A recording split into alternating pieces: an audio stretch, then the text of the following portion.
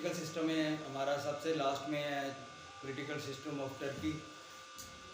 ठीक है, तो टर्की का भी हमें पता है कि जैसे रशिया का रेवोल्यूशन आया है 1917, ठीक है, वो वर्ल्ड वॉर 1 के बाद आया था। तो ये भी जो खिलाफत उस्मानिया टूटी थी टर्की की, ऑटोमन एम्पायर, ठीक है, उसके बाद मुस्तफ़ा कमाल अतातुर्क आया, कोई सेकुलर लुक दी अपने कॉन्स्टिट्यूशन को थोड़ी सी। ठीक है, तो मेन उनका जो पॉइंट पहला आ जाता है कमालिज़म, जो मुस्तफ़ा कमाल अतातुर्क ने जो अपने एक सेकुलर आउटलुक कंट्री की दी थी सल्तनत उस्मानिया के बाद। ठीक है, कमालिज़म। और दूसरा रिटन कॉन्स्टिट्यूशन है, रिटन फॉर्म में अवेलेबल है। रिजिड कॉन्स्टिट्यूशन है, यानी कि 2/3 मेजोरिटी चाहिए फॉर अमेंडमेंट, कोई भी तब्दीली करनी है सिस्टम में। हाँ, सेपरेशन ऑफ पावर,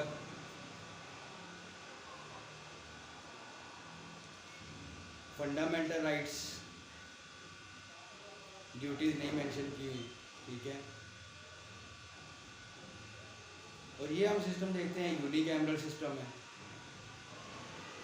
जैसे चाइना का यूनिकैमरल सिस्टम है। ठीक है, तो ये भी हमारे पास यूनिकैमरल सिस्टम आ गया, यानी कि सिर्फ एक ही हाउस है, अपर हाउस या लोअर हाउस नहीं, सेनेट नहीं,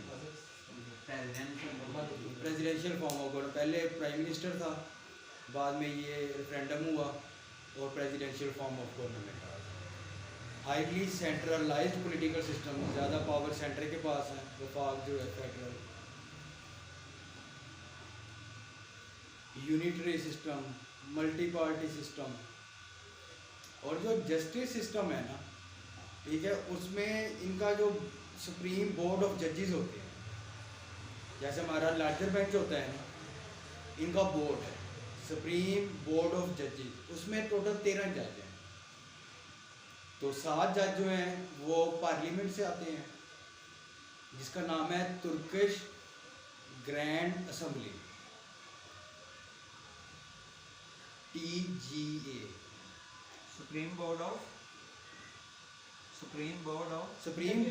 जजेस, जैसे बोर्ड ऑफिस है ना। ठीक है, 13 जज हैं, 7 पार्लियामेंट से और 6 प्रेसिडेंट। तो सेपरेशन ऑफ पावर तो ना,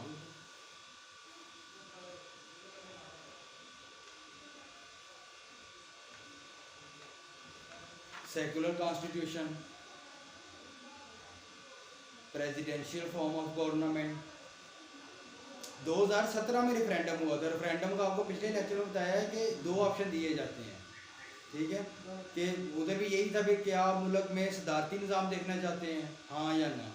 तो 51.4% जो लोगों ने कहा था कि यस, ठीक है, और 48.5 लोगों ने कहा था कि नो। बड़ा क्लोज मुकाबला था इसमें, तो 51 वाले डेफिनेटली जीत गए थे। तो उन्होंने कहा था कि प्रेसिडेंशियल फॉर्म ऑफ गवर्नमेंट होगा। तो उसके बाद ये पुर्तगाल जो सदर बन गए। ठीक है, और फिर अब उन्होंने ये चीज़ अपने कॉन्स्टिट्यूशन में ऐड की है, मिलिट्री कोर्स बिल्कुल नहीं आएंगे।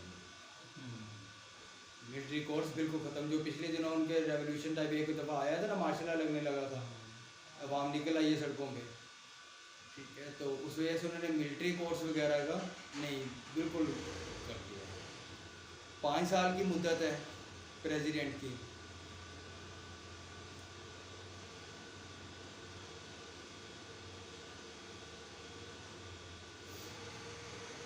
और प्रेसिडेंट के पास वीटो पावर भी है। ठीक है, मिलिट्री कोर्ट्स के जितने मुकदमे होंगे वो सिविल कोर्ट में चलेंगे, तो वीटो पावर भी है। ठीक है, डायरेक्ट इलेक्शन, अवाम जो है इनको डायरेक्ट इलेक्शन इलेक्ट करती है प्रेसिडेंट को। ठीक है, और इनका भी 2 राउंड सिस्टम है, जैसा रशिया में हमने देखा है, फ्रांस में था। ठीक है, पहले जितने कैंडिडेट होंगे उन सब में मुकाबला होगा, जो मेजोरिटी ले गया वो तो जीत जाएगा। अगर किसी को मेजोरिटी नहीं मिलती तो जो पहले 2 हैं उनमें मुकाबला होगा। ठीक है, उनमें से 2 जीत जाएगा वो प्रेसिडेंट होगा सेकंड राउंड में।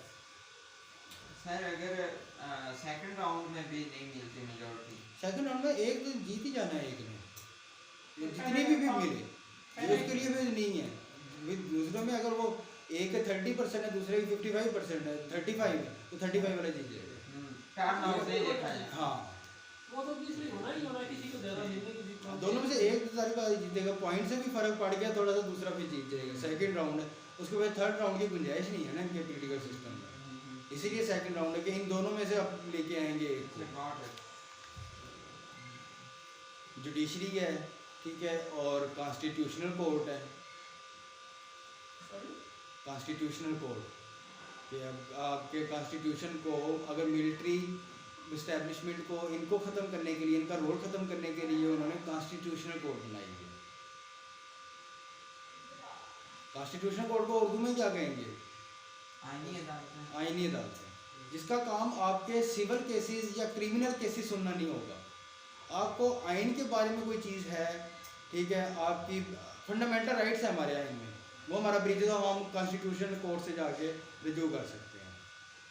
उसके लिए दूसरी कोर्ट में नहीं जाना पड़ेगा कि ये हमारा कॉन्स्टिट्यूशन था, और वही कॉन्स्टिट्यूशनल कोर्ट जो है कॉन्स्टिट्यूशन का भी ख्याल रखती है कि कॉन्स्टिट्यूशन के मुताबिक मुल्क चल रहा है। अगर कोई मतलब कि इम्पीचमेंट का कोई चीज़ इस तरह की आती है, ठीक है, इम्पीचमेंट का पता है जब प्रेसिडेंट के खिलाफ, जैसे हमारे इधर पाकिस्तान में हुआ था इमरान खान के खिलाफ नो कॉन्फिडेंस मोशन, ठीक है, तो उधर बहुत सारे मुल्कों में, अमेरिका में या जिस time presidential form of government जिस मुल्क में होगी, उन पे सदर पे इम्पीचमेंट लगती है।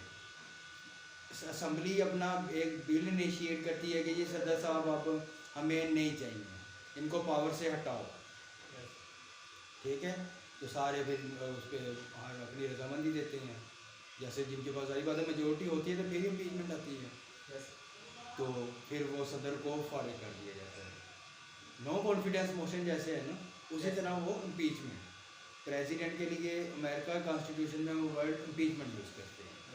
इम्पीचमेंट हो गई है, अब सदर को हटा दिया। ये इम्पीचमेंट की पावर जो है वो लेजिस्लेशन के पास है। लेजिस्लेशन जो है उनकी असम्बली, उसका भी 5 साल का दौरानी है, और जो सदर है उसका भी 5 साल का दौरानी है।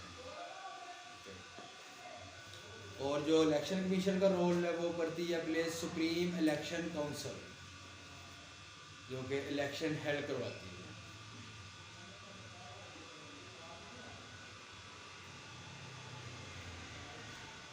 और एक जो इलेक्शन थ्रेशोल्ड है वो 7% है। आपकी पार्टी जो है मुल्क में मोर देन 7% वोट ले रही हो तो फिर वो कंटेस्टेंट है, अदरवाइज कंटेस्ट नहीं कर सकते।